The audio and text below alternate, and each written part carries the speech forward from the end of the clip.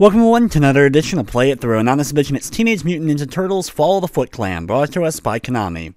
TMNT Fall of the Foot Clan is the first of the TMNT Game Boy games, and one that I have a lot of nostalgia for. Just as much for this game as a lot of the other classic TMNT games of the time. Many road trips spent playing through this game, and only recently did I revisit it and realize I hadn't done it for a video yet, so finally getting down to doing Fall of the Foot Clan for a Play It Through. As the game begins, you can actually change your controls for what buttons jump and what one is attack, pick which of the stages you want to go to first, and which of the turtles you want to play as. Now the stages do go in order, so if you pick level 3, you'll go on to 4 and then 5 and finish the game. However, in order to see the actual ending, you need to play from level 1 and go all the way through as to be expected, but it's a cool way to kind of practice some of the later levels to get better at them. The TMNT Fall of the Foot Clan is a very basic action platformer. In fact, it's very much a mediocre Turtles experience overall, but because it was TMNT, I have so much nostalgia for it. Basically, all you do is work your way over to the right side of the screen. Most enemies take either one or at most 2 hits in order to defeat outside of bosses, and you're able to just kind of keep on moving and enemies will come to you, kind of like the classic Kung Fu game. So that means a lot of the strategy is just trying to keep on moving in order to get through the level. The less time we spend on the stage, the less chance of extra enemies appearing for us to have to deal with them. Mousers can grab a hold of you and drain your health, so you have to kind of like hit all the buttons to kind of get the Mousers off of you. You'll have giant wheels like this that you'll have to jump over from time to time, and even bats. Because of course, what game would be complete without having bats? Level number 1 takes place amongst the sewers and streets around the sewers, and honestly is broken into the most parts of any of the stages in the game, as we finish up part 2 here, going out of the sewer and now back onto the street. During this third segment of the level, you'll have to watch out for motorcycles, as the Foot Clan will still, of course, try to jump in from the left and right sides to attack you. You can't take out the motorcycle, so just work on trying to time your jumps accordingly so you're able to get all the way over. It's honestly more difficult on the actual Game Boy to time a lot of the jumping and such because of the smaller screen. When you're using an emulator playing on something like a Super Game Boy, it's much easier to actually see where you need to jump and being able to get over enemies. One of the more annoying enemies is those helicopter guys. They basically will just come towards you after waiting a few seconds on one side of the screen at whatever eye level you're on. So as soon as they kind of see you, they'll then come straight towards you. At the end of that segment, we drop back on down into the sewers for a 4th area of the stage. Don't worry, we're finally getting close to the boss soon.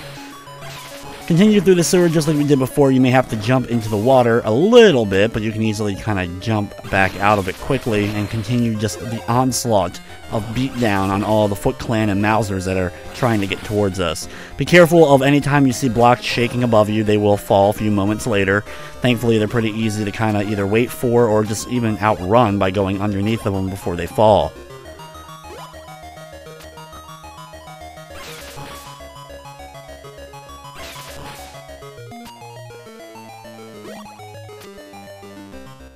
Near the end of the area, there will be a lot more blocks that will fall, and you can't kind of see them before they already start falling, but hopefully you'll have a decent amount of health, and from time to time, enemies will drop it. It's kind of like the consistent same enemies that end up dropping health each time you play, but you can kind of memorize these so you're able to go into the boss battle with a pretty good amount of health.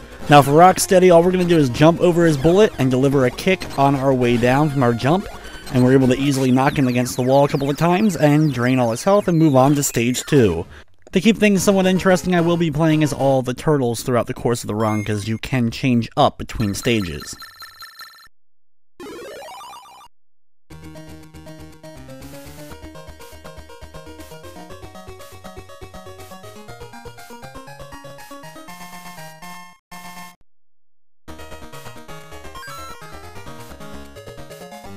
Level number 2 begins. It's kind of in a construction area going on. More of the same enemies that we're going to be dealing with, and you also have these big crushers.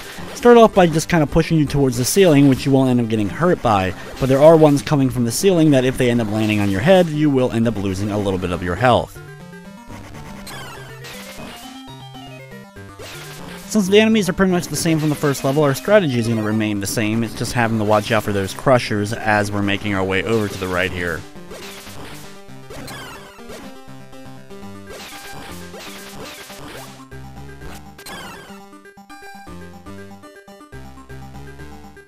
A little bit ways into the level, you will have a couple of big giant wheels that will start rolling towards you. Just have to make some consecutive jumps in order to get out of the way of them.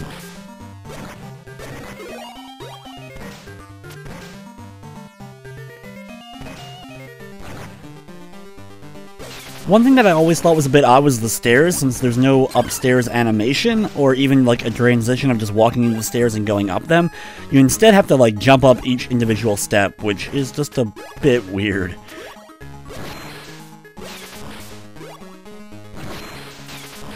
In the next section, you'll have a couple of wheels coming your way, and then you'll have to start worrying about the platforming, which is a bit odd because you can't really see the ground below you sometimes at the pits. Watch out for the giant flame faces that pop out of these pits as you're making your way across. Pretty simple platforming, but because it is all a bit clunky in the game, it can still be a little bit difficult.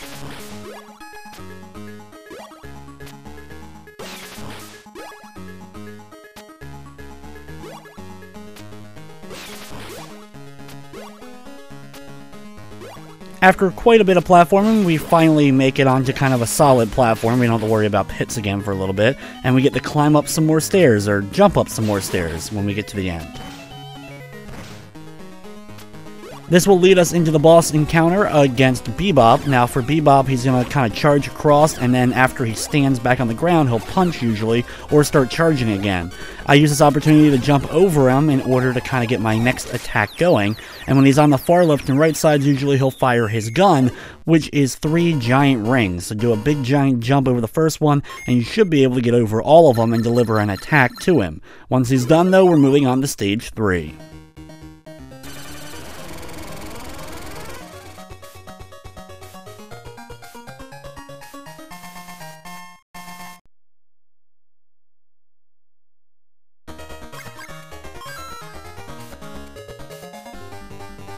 Level number 3, we're going to be playing as Michelangelo, and we start off on the backs of these trucks. The strategy for the level is pretty much more of the same that we've been dealing with already in the game, just having to jump over between a couple of trucks, but there really isn't pits for us to worry about at least. The game has that weird effect with the background where it looks like it's moving, but it's only really kind of like moving for the most part when you're also moving your character, so it's kind of a bit awkward when it comes to that.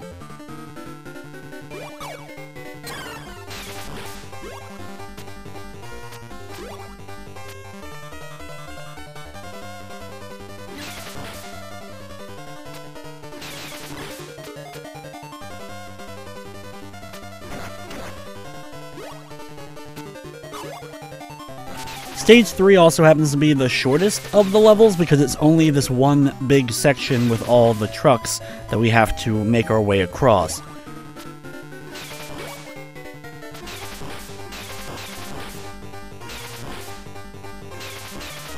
When we make it near the end of this truck, take out the last couple of enemies, and then you'll jump to another screen, which is the boss encounter against Baxter Stockman. He will move from left to right and right to left, and he'll stop and fire out a series of bullets. But if you do a nicely timed jump, you can actually jump over the first set of bullets and jump in between the second set of bullets and deliver a kick to him. A few seconds later, you can attack him again before he even swoops over to the other side, and after just a few hits, he's done, and we're moving on to stage 4.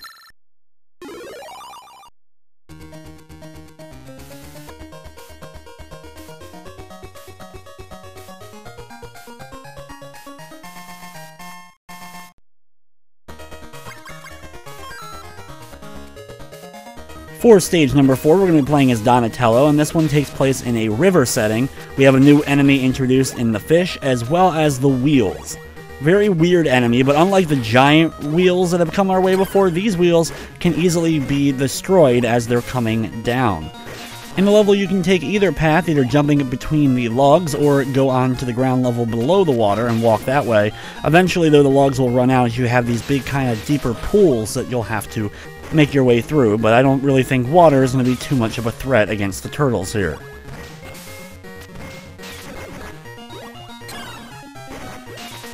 After getting through that giant opening, you'll once again kind of come up to the surface area where logs will begin to start to roll down the river again, and you can use them to platform your way across.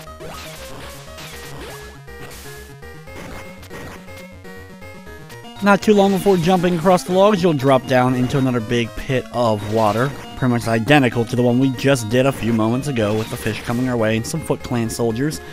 Nothing too much of a threat before we pop back out of the water and get back to the surface area.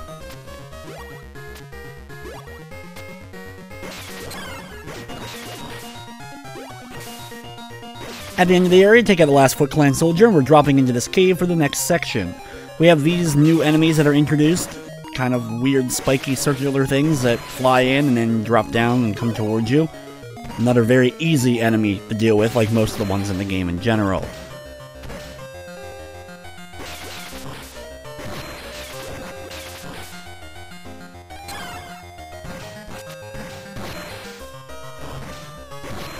You will have those loose blocks like we've had before in other levels, just have to kind of wait them out.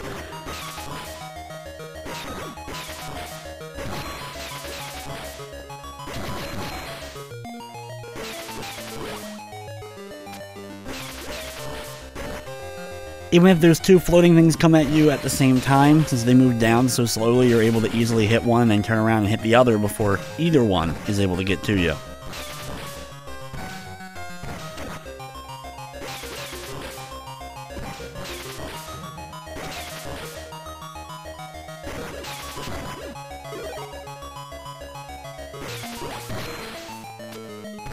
After walking for a while, we're taking out these last couple of enemies before jumping into the boss fight against Shredder. Now, for Shredder, you want to hit him and then immediately get away from him, because he's going to end up swinging with his sword. You have a decent amount of time if you, immediately strike and then back away. If he ends up spawning right near you, it can be more difficult to get away since you're closer than what you would like to be. But that's a pretty easy fight. Probably the easiest Shredder encounter in all of the TMNT games. Maybe I'm wrong, but this one has to be up there as far as easy is concerned.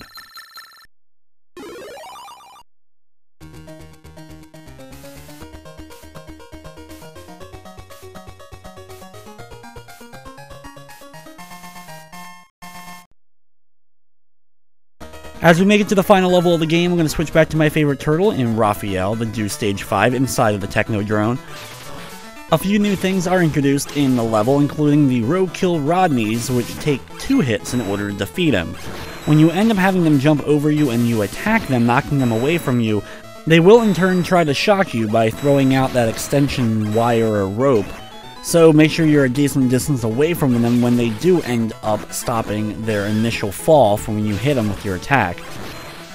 While we have our main attack, you can duck and actually throw shurikens, and you have an unlimited supply of them that will help you out. They kind of are a projectile that go out a little bit farther than your normal attack, so be sure to use them if you do need them. But for the most part, I usually like to just try to keep on moving through the areas.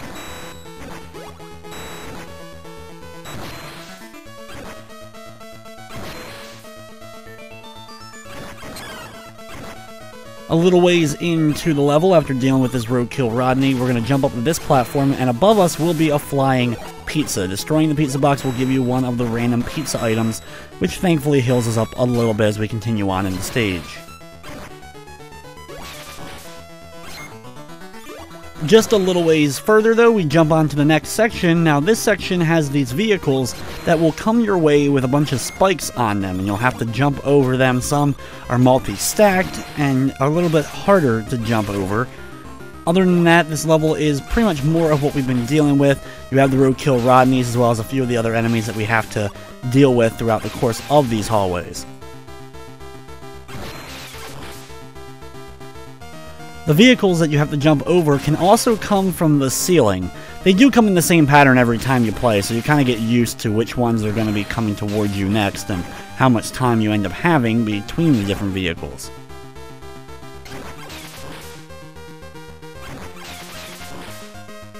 Thankfully, near the end of the area is another pizza that you can end up grabbing to replenish some of your health. We're getting close here to the end and the final boss encounter. Just have a few more sets of Roadkill Rodneys and vehicles for us to jump over.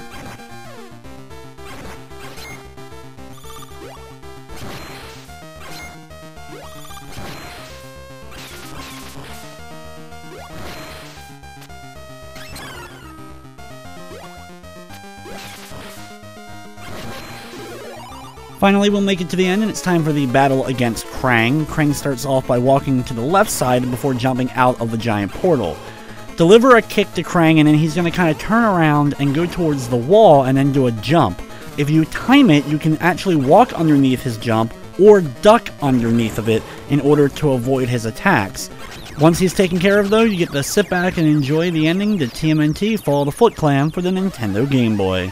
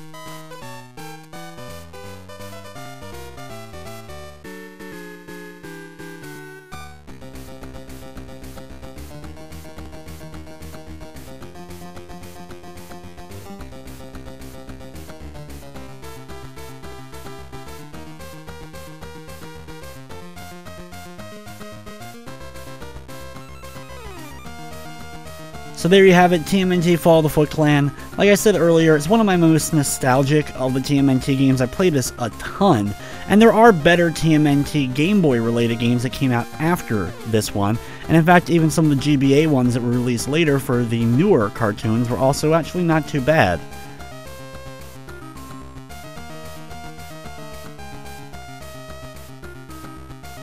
This is a good example also of a game that may not be the greatest, but it does have some really good music. A lot of the stage themes are great throughout the course of this game.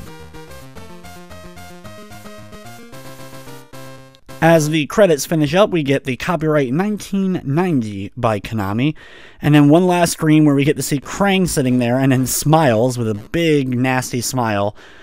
Then after that, you have one last screen where it just shows you your score, and if it's the top score, which is easy to do, and the game doesn't have any battery backup, so once you turn it off, though, that score will be erased. But if you want to, you can start the game all over again.